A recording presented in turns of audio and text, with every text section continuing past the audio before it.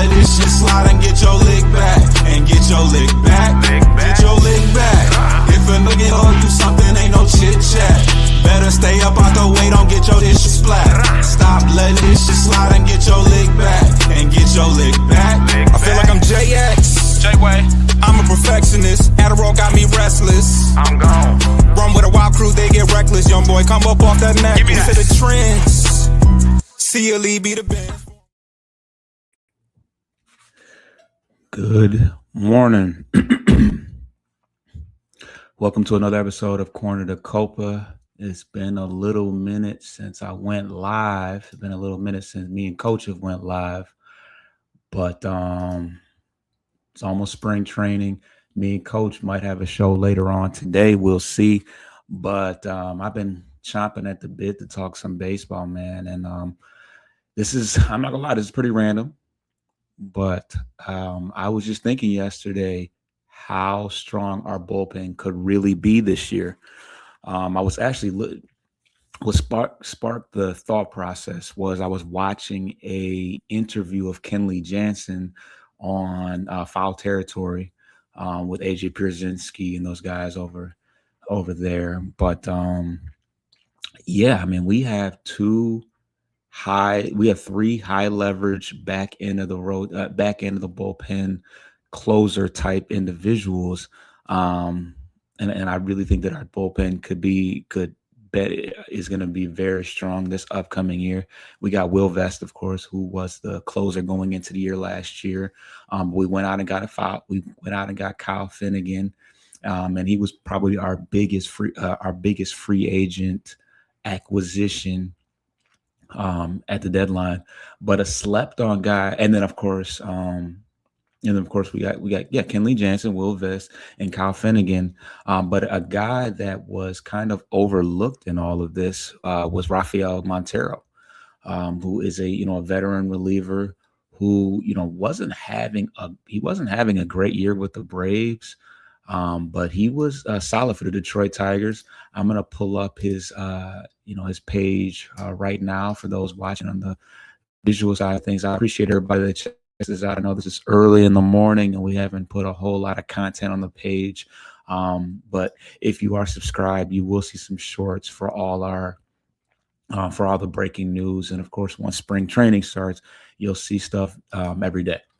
But as you can see, played for the Braves last year and wasn't very good. Had a 5.50 ERA, but in 20 appearances with the Detroit Tigers, he had a 2.86 ERA. So he was able to figure some things out, and he was solid for us. I mean, this guy's played for quite some time, and he's still a free agent. The Tigers might be looking to bring him back, but I don't think he's ready for a retirement. But he has been in the league for 10 years, as you can see. 20 appearances with the Tigers. He was 1-1 with a 2.86 ERA, and he started slow. For the Tigers, but when we were shorthanded late in the year, he was one of the last pitchers that saw some playing time in the playoffs against the Seattle Mariners. And he's got a solid career. He's got experience. Obviously, he played for the Houston Astros, so he's got some playoff experience, and he was pretty good for us in the playoffs as well. So let's pull up his Savant. Page to just show some of the advanced analytics. So all in all, and this is the full season of work. I think this is a full season of work, and not bad. A good expected stats as far as ERA and opponent batting average. He throws pretty hard. His fastball velocities in the 63rd percentile. But a lot of chase, a lot of whiff. His biggest issue was the walks. And, that, definitely reared his ugly head in Detroit. But overall, he's got the stuff to be a back end reliever. We won't need him to close at all next year. But if he could, man some innings in middle relief, fifth, sixth inning. And the Tigers may be, they may like what they have, from their younger players. We have Hannafy, we have Herter, we got Bailey Horn, We got Troy Melton, who might be in the bullpen. They already went out and got Anderson as well. I think his name is Troy too. But yeah, we do have a lot of middle relief guys, but I think that bringing back Montero on a decent deal would only strengthen our bullpen. He avoids barrels, a lot of ground ball, contact, which is due to the heavy splitter. The heavy splitter rate. I mean, pretty much has two pitches that he utilizes primarily: his fastball and the splitter. But yeah, the one glaring issue was he could be a little erratic, and he did walk a lot of players. So that may be something that they didn't like. But overall, 2.86 ERA as a Detroit Tiger, I'm not mad at that. And he was a pretty impactful trade. A pretty impactful trade find. Kyle Finnegan, did spend some time on the IL, and Rafael Montero was our most available reliever. Outside of Will Vest and Tyler Holton. Yeah, I mean, you got Tyler Holton too. You got Herder, who's a lefty, and then you got Bailey Horn. So you got three guys right there that are strong on the left-handed side, and then the heavy duty work will be from Will Vest, Kenley Jansen, and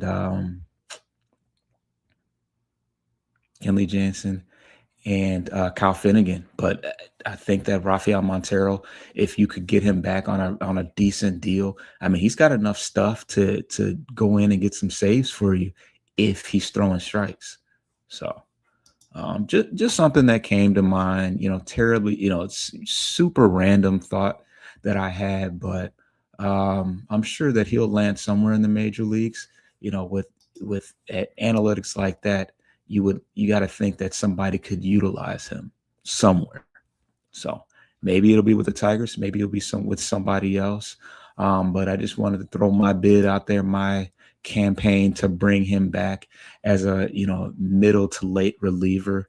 You could never have enough arms, you could never have enough depth in the bullpen, because arms do go down a lot. So, but maybe Scott Harris wants to get younger. He is 35 years old, but he had one of his best years outside of I think it was in 2021 when he was the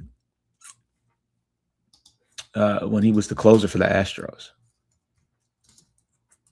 Let's pull it up real quick.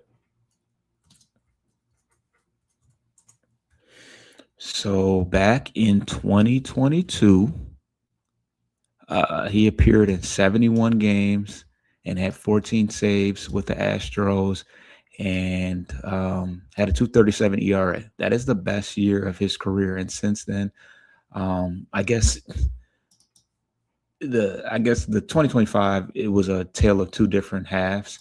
The Tigers half being a stronger one, and maybe maybe you attest that to the pitching lab that the Tigers have, which is renowned around the league. But let's look back at the 2022.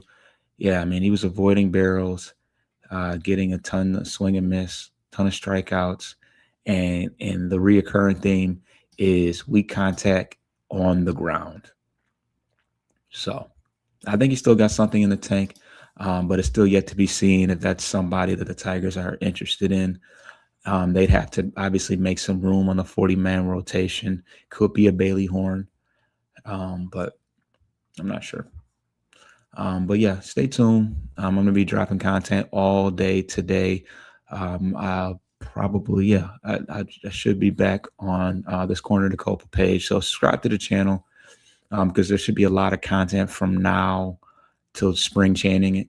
And then obviously once the season starts, it's nonstop. It's your boy Foster Child. I'm out. Get your lick back. If a nigga gon' do something, ain't no chit chat. Better stay up out the way, don't get your shit splat.